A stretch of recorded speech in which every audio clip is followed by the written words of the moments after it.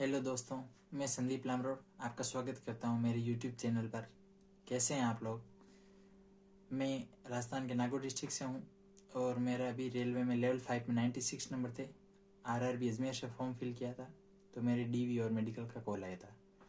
तो इससे रिलेटेड मैं बेसिक जितनी भी जानकारी वो आपको प्रोवाइड करना चाहता हूँ।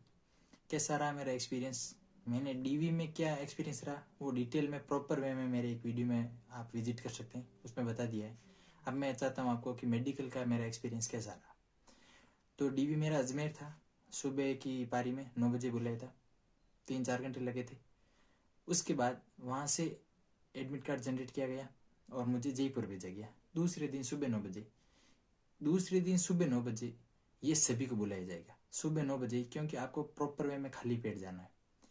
तो आपको 9 बजे ही बुलाया जाएगा ऑब्वियसली, वरना आप बीच में कुछ खा के ही रुकेंगे। अच्छा, इम्पोर्टेंट पॉइंट ये है, चाय भी नहीं पीना होता है आपको, खूब सारा पानी पीना होता है ताकि आपका यूरिन नॉर्मल बेसिक आए और सही आए। ये भी ज़रूरी चीज़ है। तो urine test, blood test normal report आती है, ताकि ये ज़्यादा से ज़्यादा आपको पानी पीना है, लेकिन चाय भी नहीं पीना आपको। ओके, अब क्या और ध्यान रखना है आपको, वेल ड्रेस्ड नहीं बल्कि टी शर्ट, पायजामा और स्लीपर्स पहन के जाना है आपको। क्लीन सेव होना चाहिए, आपकी ऑल बॉडी का प्राइवेट पार्ट्स या जो भी हो उनको साफ क्लीन होके जाना है आपको, क्योंकि ये मेडिकल का मामला है। ये आपको नेगेटिव कर सकता है, आपके प्रॉब्लम कर सकता है, तो आप समझ जाना कि आपको ठीक होके ही जाना है। ओके हमारे सुबह 9 बजे था, जयपुर था, रेलवे हॉस्पिटल में। तो वहाँ गए हम। वहाँ पे एक पर्सन आपको जो आपको अटेंड करेगा वो लगातार पूरे दिन आपके कंप्लीटली मेडिकल में साथ में रहेगा। ओके, वो पर्सन आपको सबसे पहले एक फॉर्म देगा, उसको फिल करना है। उसमें आपको फोटो चिपकानी है और बेसिक डिटेल, जिसमें आपका नाम, माता का नाम, पिता का नाम वगैरह, हिंदी इंग्लिश दोनों में। एक आपकी एज क्या है, एज प्रॉपर वे में, जिसमें वर्ष, महीना और दिन। तो आपको क्या करना, एक एज कैलकुलेटर आता है, गूगल पर लिखना एज कैलकुलेटर, आपकी एज, वो डेट ऑफ बर्थ डाल देना, आराम से एज कैलकुलेटर से निकल जाएगी। तो आपको वो एज भरना है। ओके, उसके अलावा आपको थंब इम्प्रेशन वो ले लेंगे आपसे। अच्छा, और बेसिक यही है, बाकी वो लिखा रहेगा कि आपका किस किस चीज़ का मेडिकल लिया जाएगा वगैरह, उसमें आपको कुछ नहीं करना है। ये बेसिक इंस्ट्रक्शन वो बताते हैं, लेकिन आपको ये ध्यान रखना है, उसमें कोई प्रॉब्लम नहीं। ओके, फिर आपको बोलेंगे कि लाइन वाइज, जैसे आप वहाँ डीवी में आपको बता दिए गए थे नंबर वाइज, नंबर अलॉट हुए थे, वो नंबर वाइज ही आपको वहाँ खड़े कर देंगे, एक एक करके अंदर बुलाएंगे। वहां पे एक ऑफिसर आपको चेक करेंगे कि क्या आपके जो मार्क आपने बताए थे वो सही है या नहीं, क्या आप वही कैंडिडेट है। साइन चेक होंगे, आपका फेस चेक होगा, और हैंड राइटिंग और थंब इम्प्रेशन, ये सारा बेसिक को एक बार सरसरी तौर पर चेक कर लेते हैं कि क्या आप वही है या नहीं। ओके, जिसका डीवी हुआ क्या वही मेडिकल में आया है या नहीं। ओके, अब आपको जैसे ही वेरीफाई किया जाएगा, सभी को वेरीफाई किया, अब आपको नेक्स्ट प्रोसेस जो स्टार्ट होता है वो होता है मेडिकल का। अब आपसे हमारे जो मेरा एक्सपीरियंस है वो बता देता हूँ। सबसे पहले हमें एक तो जो यूरिन टेस्ट होता है वो, तो यूरिन सैंपल लिया गया।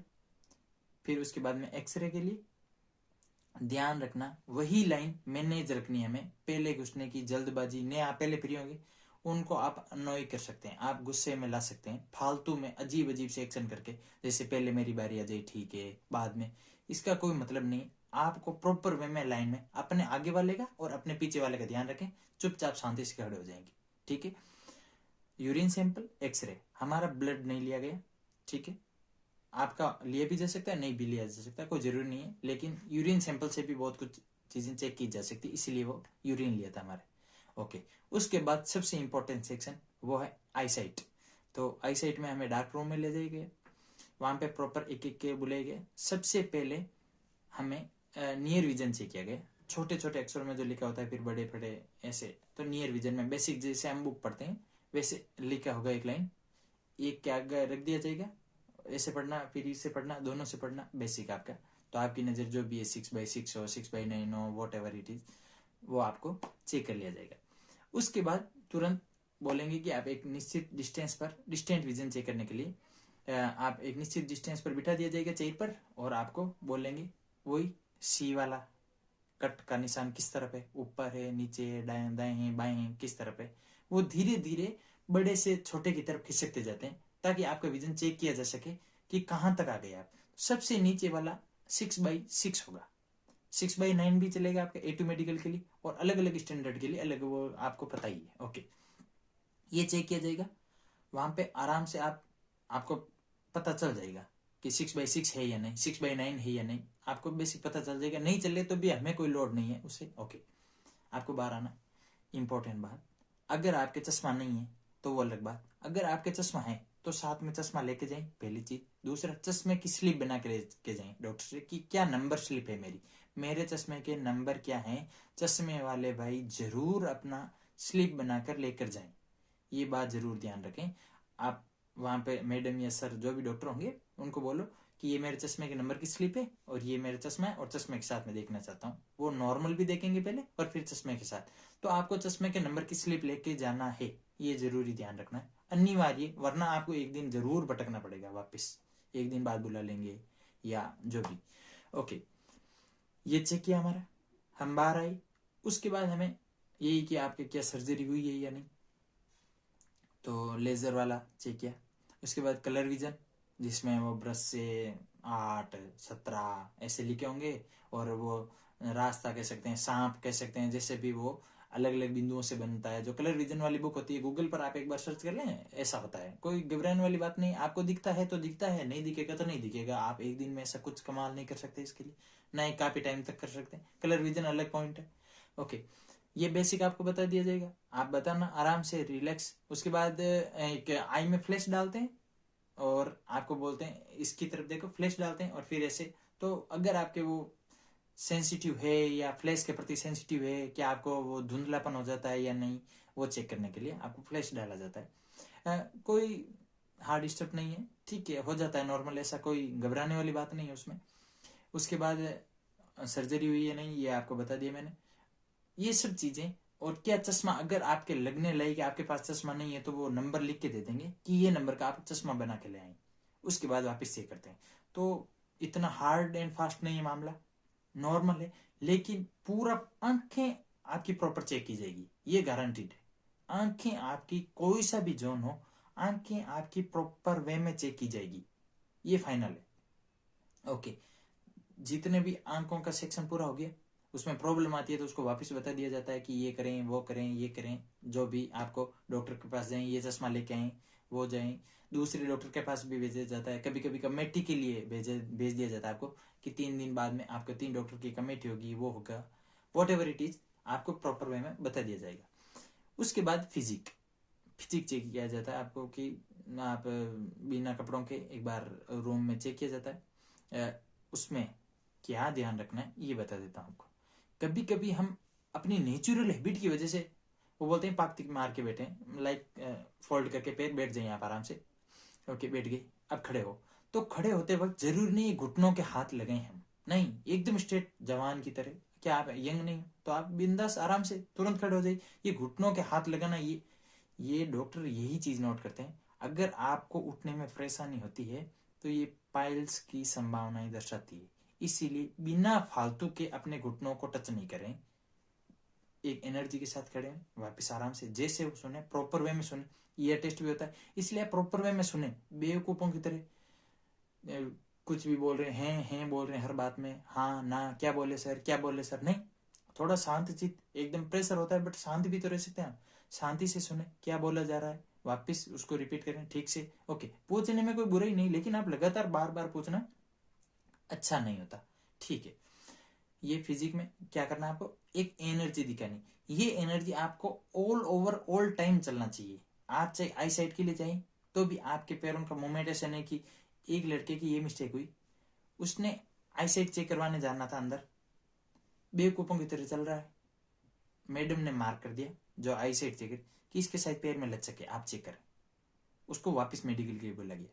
तो आप ऐसा नहीं करें, आप किसी को, कोई से भी डॉक्टर को चेक करवा रहे हैं, अपनी एनर्जी और प्रॉपर वे में चलना, ये सब ध्यान पूरे दिन रखें।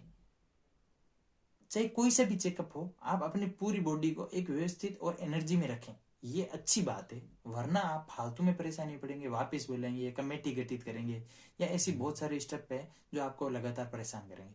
ये सब नहीं करें, इनसे बचें, ठीक है। उसके बाद ये लगभग अपना प्रोसेस हो गया था फिजिक का, और उसके बाद हमें बहुत सारे साइन, अंगूठे वगैरह बहुत सारा कुछ लिखवाया गया। इसमें ये भी था कि आपको बचपन में कहीं चोट लगी है, क्या आपके आंखों की सर्जरी हुई है, क्या आपके कहीं कोई दवाइयाँ चल रही है, कोई विशेष ट्रीटमेंट चल रहा है। फालतू की होशियारी नहीं करना उसमें, ट्रीटमेंट हाँ नहीं लिख देना बिना बात के, क्योंकि जुकाम खांसी इसके चलते रहते हैं, तो वो ऐसा नहीं कि हाँ चल रहा है फिर उसकी डिटेल मांग लेंगे, तो नहीं भरना है। बेसिक आपको कोई लोड वाली बात नहीं होगी, ओके। ये सब करके उसके बाद हमें ये पहले फॉर्म दिया था ना फर्स्ट, उसमें भी था, और ये बाद में भी ये चेक करवाते हैं, ओके। 1 बजे के आसपास हमें फ्री किया गया कि आप खाना खा के आ जाओ, 2 बजे वापस आए। तो हम खाना खा के हल्का फुल्का, हाँ हमारा वापस 2 बजे के बाद कोई टेस्ट नहीं लिया गया। हो सकता है आपका किसी का ले, तो आप अच्छे से फ्रूट खा के पर्याप्त फ्रूट खा लें। कोई ऐसा अनावश्यक तेल ये चीज, ऑयली, बहुत मीठा कुछ ऐसा नहीं खाएं कि आपका शुगर लेवल अप डाउन ज्यादा हो जाए, ऐसी कोई परेशानी हो जाए। बहुत ज्यादा भी नहीं खा के, बहुत भूखा भी नहीं रहे, बेसिक सिंपल सा खाना। मेरा मानना है कि फ्रूट खा लें, अच्छे से पेट भर के फ्रूट खा लें, ये बेहतर रहता है, ओके। ये गई वापिस, हमें 2 बजे बुलाए, फिर हमें लंबा वेट कराया, जो कि बहुत ही ज्यादा परेशान करने वाला होता है कि क्या होगा क्या होगा क्या होगा, पता नहीं पता नहीं पता नहीं, इसमें चलता रहता है। बट एक टाइम आता है, आप ठीक है, एक ग्रुप का बहुत फायदा मिलता है कि 8 10 15 लड़के होते हैं, तो वो सभी परेशान हो रहे हो, तो वो एक दूसरे के साथ बातचीत में आपका टाइम निकल जाता है, ठीक ठाक चल जाता है काम। तो वो निकला टाइम, लगभग 4 बज गए थे, हमें 2 घंटे आराम से, 2 3 घंटे वेट करवा दिया। उसके बाद उन्होंने बुलाया हमें, बुला के और फिर बोला कि आप आ जाइए, और ये नाम, हम 13 थे, और 13 में से 4 को हमें तुरंत क्लियर कर दिया गया कि आप जाइए। मैं भी उसमें था, लकी। और बाकियों को बोला कि आपको जब कॉल किया जाएगा आपको तुरंत वापस आना है, ओके। तो ये इस वजह से था कि आरआरबी अजमेर में विजन के लिए, अगर आपका A2 मेडिकल नहीं है, किसी मामले में A2 मेडिकल नहीं है, तो आपको तुरंत वापस बुला लिया जाएगा, बाद में बुलाया ही जाएगा दूसरे स्टैंडर्ड देने के लिए। आपका A2 स्टैंडर्ड नहीं है, तो ये अलग अलग आरआरबीज की अलग अलग पॉलिसी है, तुरंत दे देते हैं तो बेहतर होता है। जो भी हो, कम से कम A2 हो, B2 हो, C2 हो। लेकिन यहाँ यार ये प्रॉब्लम आरआरबी अजमेर में थी, आपके आरआरबीज में है या नहीं पता नहीं, पर इसमें ये थे कि आपको फिर वो लगातार परेशानी होती है, आप श्योर नहीं होते हो, आप में घबराहट बढ़ती है, ये चीज़ें होती है। पर जो भी हो, अब प्रोसेस फॉलो करना पड़ेगा हमें। बट ये सब करके और उसके बाद हमें फ्री किया गया। फ्री किया तो अच्छा लगता है, जो भी फ्री हुए उनके लिए अच्छा लगता है, पर कईयों को परेशानी भी हुई। और आप बेसिक चीज़ों का ध्यान रखना कि अपने उन दोस्तों का ग्रुप बना लेना, ताकि आपको अपडेट मिलता रहे। तो व्हाट्सएप ग्रुप बना लो एक आराम से, पूरा तुरंत आपको टाइम मिलता है बराबर, तो व्हाट्सएप ग्रुप बना लेना, ताकि आप कांटेक्ट में वापस कॉल किसके आई नहीं आई, वो आराम से बातचीत हो जाती है। तो उससे घबराहट भी कम होती है कि मैं कहीं पीछे नहीं रह जाऊँ, ये सब कुछ, ये मेडिकल में आपको ध्यान रखना है। यही मेरा एक्सपीरियंस था, मेरा एक बार में क्लियर हो गया, तो खुशी है इस बात की। लेकिन घबराना नहीं है, आपको लिया जाएगा, जो भी स्टैंडर्ड दिया जाए, देखते हैं क्या होता है। और बाकी all the best, thank you.